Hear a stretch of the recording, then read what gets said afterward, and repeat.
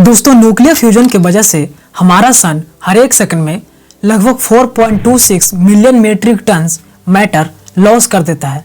दूसरे शब्दों में कहूँ तो लगभग 4.26 बिलियन केजी पर सेकंड के रेट से सन का मास घट रहा है और यही मास हीट और लाइट एनर्जी के फॉर्म में सन से लगातार बाहर निकल रहा है। और हम सभी जानते हैं कि लाइट फोटॉन्स पार्टिकल से बना होता है जो बिल्कुल मासलेस होता है, यानी कि लाइट के पास कोई मास नहीं होता है। तो सवाल उठता है कि अगर सन से लाइट के फॉर्म में मास निकल रहा है तो फिर लाइट के पास मास क्यों नहीं है?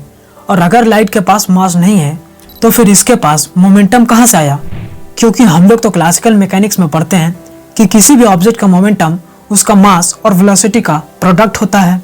तो क्या हम ये कह सकते हैं कि मोमेंटम के लिए मास जरूरी नहीं है? तो दोस्तों, बने रहिए मेरे साथ और आइए जानते हैं आज के एपिसोड में कि आखिर लाइट के पास मास होता है या नहीं। दोस्तों, आपने अक्सर देखा होगा कि फिल्मों में जितना एक हीरो का रोल इंपॉर्टेंट होता है, शायद उससे कहीं ज्यादा एक विलन का रोल इंपॉर्टेंट होता है। और हमारी कहानी का जो विलन का रोल प्ले करता है वो है मास। अब जनरली हम लोग मास को किसी भी पार्टिकल या ऑब्जेक्ट में कितना अमाउंट ऑफ मैटर प्रेजेंट है उससे रिप्रेजेंट करते हैं, लेकिन मैं कहूँगा कि आप मास को इनर्शिया के तौर पर देखो, क्योंकि किसी भी ऑब्जेक्ट में जितना ज़्यादा इनर्शिया होगा उतना ज़्यादा मास होगा।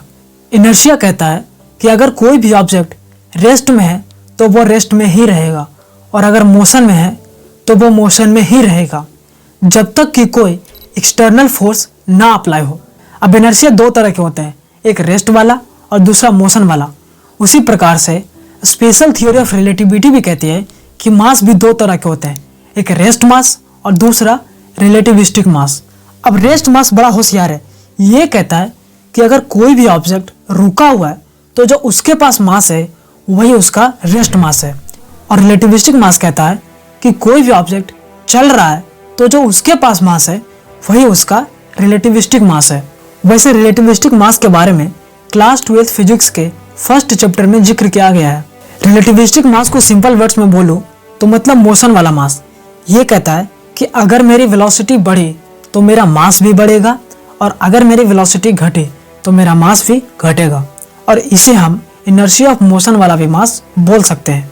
दोस्तों, अब इसे देखिए, यह है अल्बर्ट आइंस्टीन के द्वारा दी गई most famous mass energy equivalence relation E=mc², जो कहता है कि मास और एनर्जी दोनों सेम होता है। तो अब सवाल उठता है कि लाइट के पास मास है या नहीं। अगर मैं सीधे सीधे कहूँ तो है भी और नहीं भी। अब ये कैसा जवाब हुआ? देखो, लाइट फोटॉन्स पार्टिकल से बना होता है और फोटॉन्स हमेशा लाइट के स्पीड से मूव करता है, और हम जानते हैं कि लाइट के स्पीड हमारे यूनिवर्स की सबसे तेज स्पीड है और लाइट कभी भी रेस्ट पर नहीं होता, इसलिए फोटॉन्स हमेशा लाइट के स्पीड से मूव करता है। तो हम ये बोल सकते हैं कि फोटॉन्स के पास रेस्ट मास नहीं बल्कि रिलेटिविस्टिक मास होता है, यानी लाइट के पास रिलेटिविस्टिक मास होता है। और रिलेटिविस्टिक मास कुछ और नहीं बल्कि यह एक तरह से मेजर ऑफ एनर्जी होता है। चलिए अब आगे बढ़ते हैं। दोस्तों, हम लोग क्लासिकल न्यूटोनियन मैकेनिक्स में मोमेंटम निकालने के लिए P=m×v फार्मूला का इस्तेमाल करते हैं, लेकिन कहानी में ट्विस्ट ये है कि यह फार्मूला सिर्फ स्लो मूविंग ऑब्जेक्ट्स के लिए ही इस्तेमाल होता है जिसके पास रेस्ट मास होता है, ना कि फोटॉन्स जैसे तेज रफ्तार से चलने वाले पार्टिकल्स के लिए।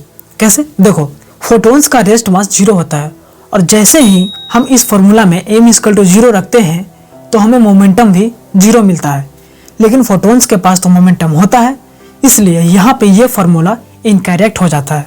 दोस्तों, अगर आपको अभी तक की सारी कहानी समझ में आ गई है तो यहाँ से थोड़ा से ध्यान से सुनिएगा।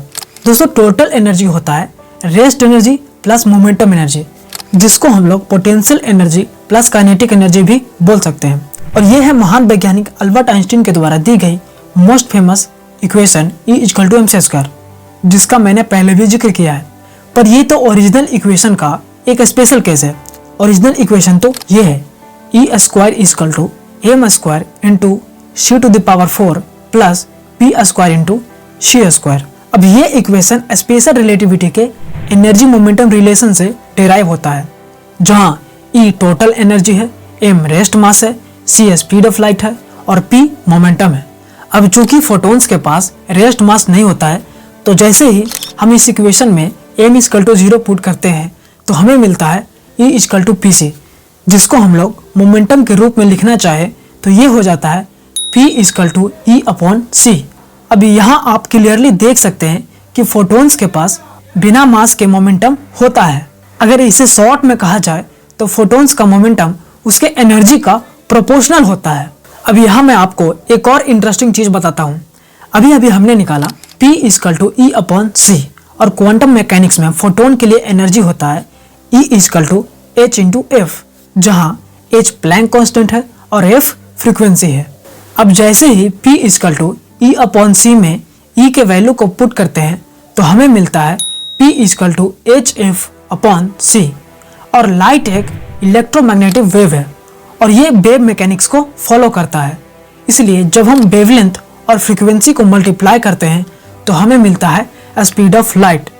अब यहाँ से फ्रीक्वेंसी हो जाएगा speed of light upon wavelength, और जब हम फ्रीक्वेंसी के वैल्यू को P = hf/c में रखते हैं और थोड़ा काटा पीटी करते हैं तो हमें मोमेंटम की फाइनल इक्वेशन मिलती है h/λ, और यही है डी ब्रोगली रिलेशन जो मोमेंटम को वेवलेंथ से कनेक्ट करता है।